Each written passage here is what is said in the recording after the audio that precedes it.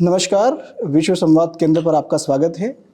आज हमारे साथ शतक फिल्म के प्रोड्यूसर वीर कपूर जी आए हैं दिल्ली से, जिनसे हम कुछ बातचीत करेंगे। सर, सबसे पहले तो आपको बहुत बहुत शुभकामनाएं इस फिल्म के लिए। धन्यवाद और बेहद आभार। कैसा लग रहा है आपको? फिल्म पूरे देश में बहुत अच्छा परफॉर्म कर रही है। बहुत बहुत अच्छी फीलिंग है। जी जी जी। जिस पर्पस से फिल्म बनाई गई है वो पर्पस सॉल्व होता दिख रहा है। अच्छा अच्छा, तो क्या ये आपकी पहली फिल्म है? इसके पहले कोई और फिल्म भी आप प्रोड्यूस कर चुके हो? आप ऐसा समझ सकते हैं, पहली फिल्म है। पहली फिल्म है, इसीलिए मैं आपसे खास तौर पर ये पूछना चाह रहा था, क्योंकि पहली फिल्म को प्रोड्यूस करने का भाव और उसके बाद फिर जब वो इतनी अच्छी परफॉर्म करे, देश भर में उसकी चर्चा हो जाए, तो कैसा लगता है ये? एक बहुत अच्छी फीलिंग है। और मैं राष्ट्रीय स्वयंसेवक संघ का स्वयंसेवक हूँ। जी। हर किसी व्यक्ति को अपने राष्ट्र के प्रति अच्छा भाव रखते हुए कुछ ना कुछ कार्य करना चाहिए। तो मुझे ऐसा लगा कि मुझे भी कुछ कार्य करना चाहिए। जी। तो ये कार्य जो मैंने किया है, ये मेरा माध्यम है कि मैं राष्ट्र के प्रति कुछ अच्छा कार्य कर सकूं। तो अच्छा कार्य करने के लिए मैंने ये चुना है कि देश का 100 साल का, राष्ट्रीय स्वयंसेवक संघ का 100 साल का सच्चा इतिहास जनमानस के बीच पहुंच सके। बिल्कुल सही बात है।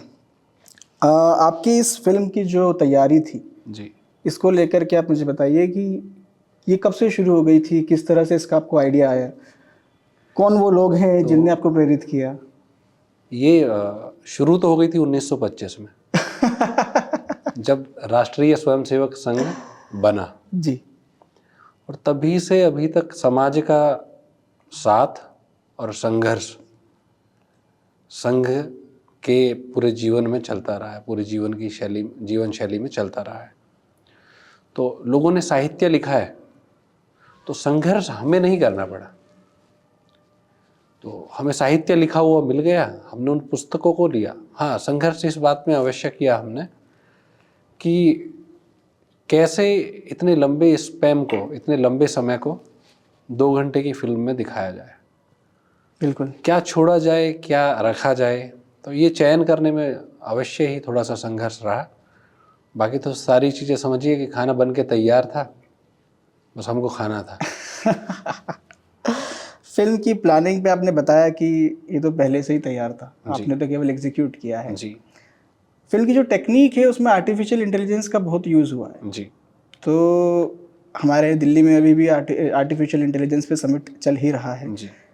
तो इसका बढ़ता प्रभाव है अब सिनेमा पर। अगर मैं आपको अपना खुद का अनुभव बताऊं, तो जब फिल्म चल रही थी, शुरुआत में जब फिल्म का रूप देखने में आया कि इसमें एआई है, तो शायद एक फीलिंग आई कि शायद हो सकता है कि ये वैसा ना लगे जैसी होने वाली है, मतलब जैसी बननी चाहिए।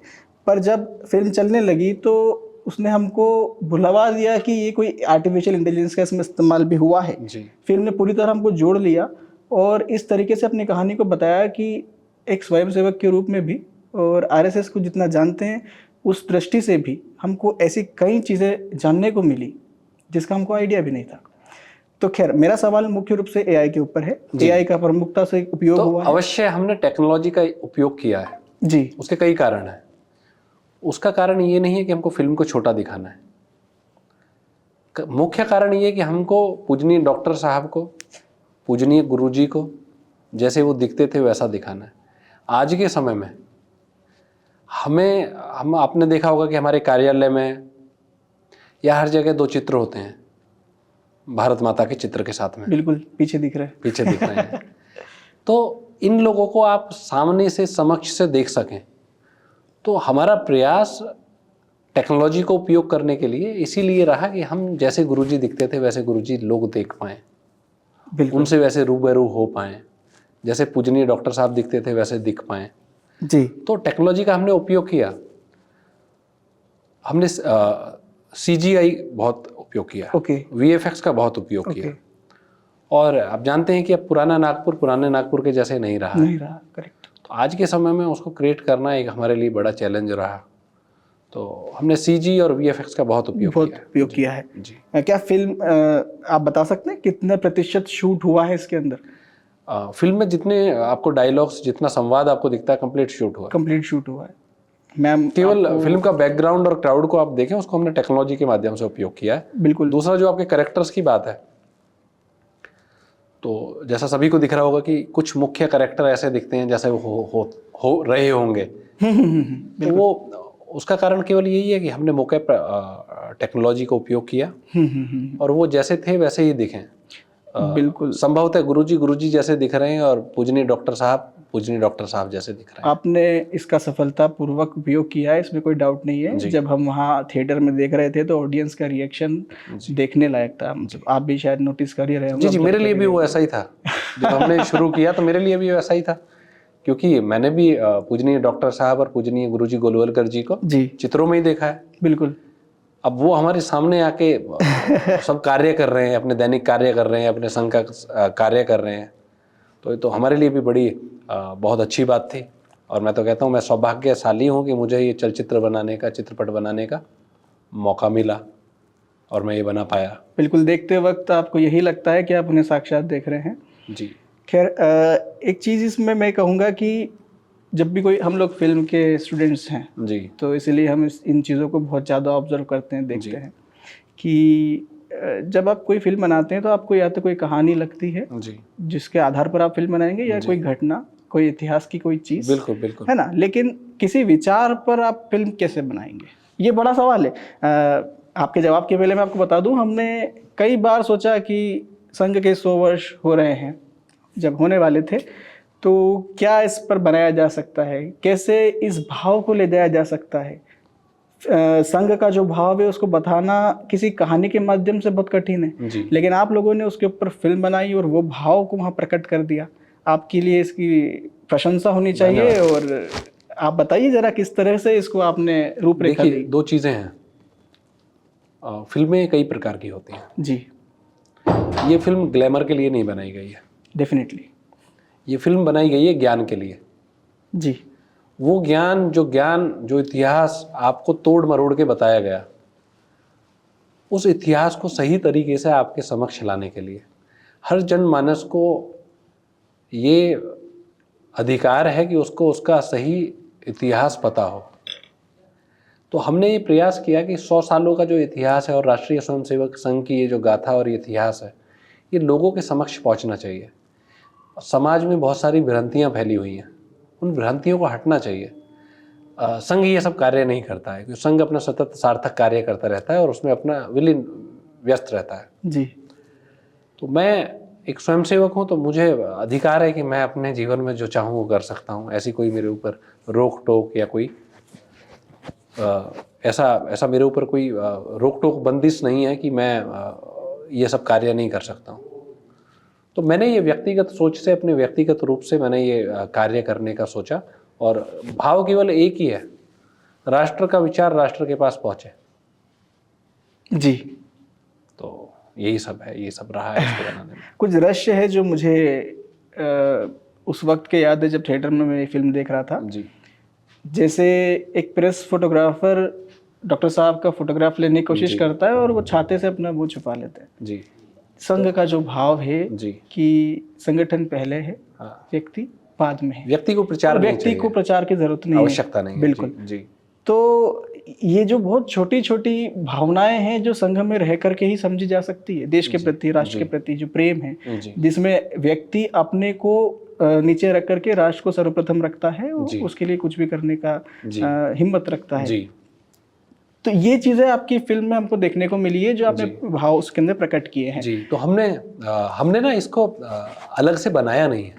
अच्छा। ये भाव, इस भाव से ही संघ बना, राष्ट्र को लेके भाव बना, राष्ट्र को सर्वोपरि मान के हमको कार्य करना है, उसी से संघ बना।